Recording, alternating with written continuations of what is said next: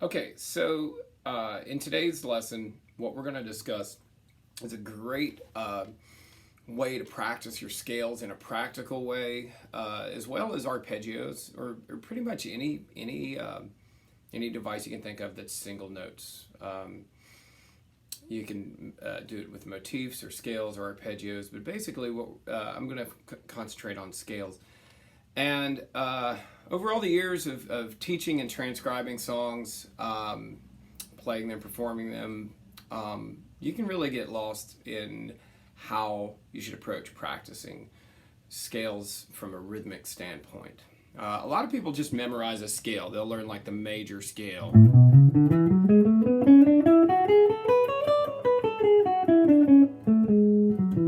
And oftentimes I'll find my students will go home and they'll learn that scale and they'll come back to the next lesson and like a checklist, like, okay, I've memorized the scale, teacher, here's how it sounds. Here's the scale.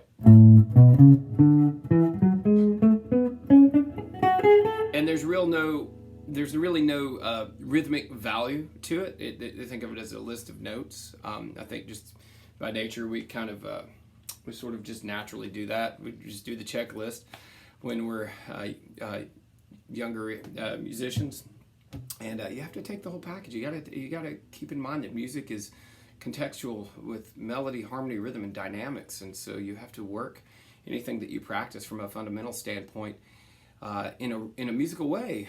Practice it with rhythm. So over all the years of teaching and playing and performing, like I said, I've kind of found that you really could go crazy with trying different rhythms, doing dotted eighth notes, or doing playing them in odd time signatures and whatnot.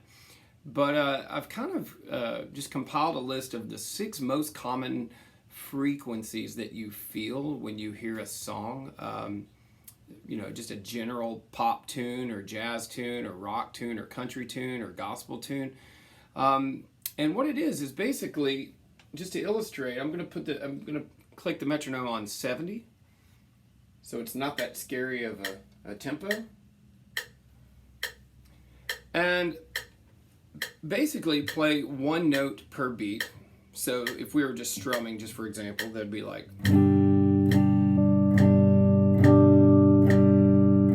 you're playing with every click that you hear.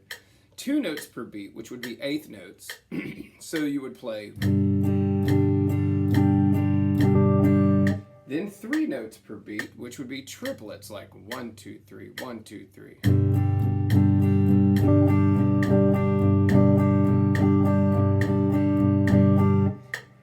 16th notes, which are 4 notes per beat. So basically all we're doing is we're going 1 note per beat, 2 notes per beat, 3 notes per beat, and 4 notes per beat. Here are 4 notes per beat. These are 16th notes. And the way you count that is quarter notes, 1, 2, 3, 4 eighths, 1 and 2 and 3 and 4, and triplets, you can count them like using the word triplet, but give it 3 syllables, or you could just count to 3. Either way, like triplet, triplet, triplet, triplet, or 1, 2, 3, 1, 2, 3, 1, 2, 3, 1, 2, 3. But that's the sound you hear. 16th notes. 1 E and a 2 E and a. Cool. Now those are 4 rhythms. Now 2 other really, really common rhythms are to swing the 8th notes, which is 2 notes per beat, or swing the 16th notes, which are 4 notes per beat. Now here's how that sounds.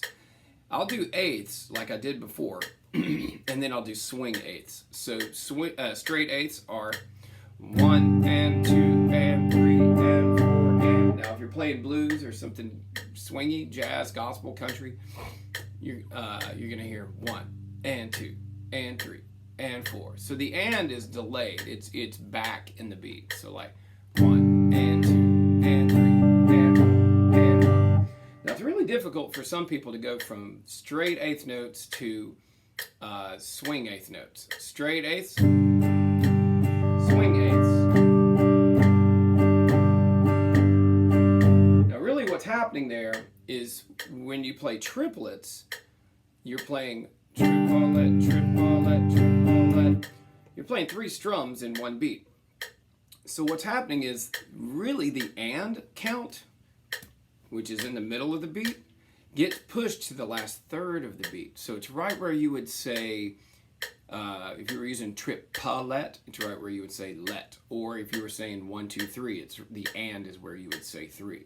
Like 1 and 1 and 1 and 1 and 1 and 1 and 1 and. Cool. So those are swing eighths. 1. Now swing sixteenths are very similar, but it's two of those in one beat. So you're going 1 E and a 2 E and a 3 E and a 4 E and a.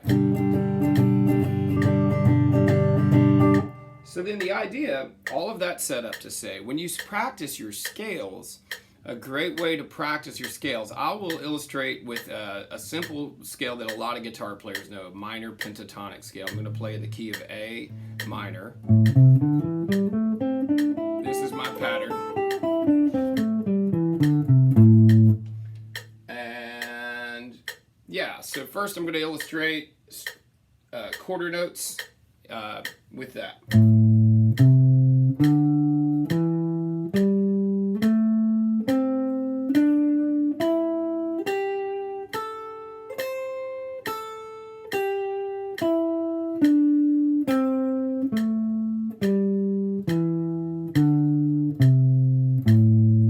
Master that first, then play eighth notes, 1 and 2 and.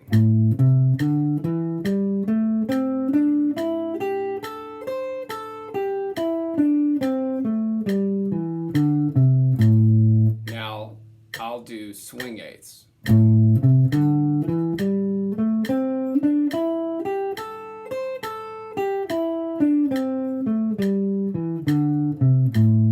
Then triplets.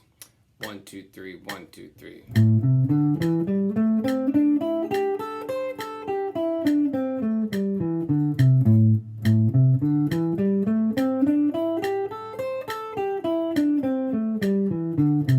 Then 16th, straight 16ths. 1 E and a, 2 E and a.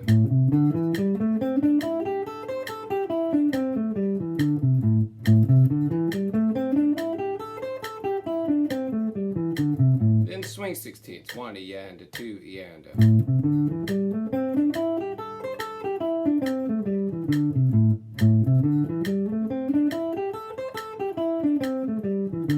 Once you get all of those on command and you feel comfortable playing those, not just with this pattern, but any pattern you've learned, it can be an arpeggio, like a major arpeggio, like that's an A major chord, or or a major scale. I'm playing eighths. Do it with every single note entity that you are familiar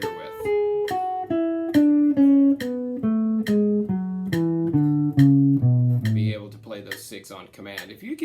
Once you get to that point where all of those just feel good with any scale, improvising with those scales or arpeggios really becomes much more of a breeze, because you're really locked into the different environments of different songs and feels for different songs. But anyway, have fun with that and keep practicing.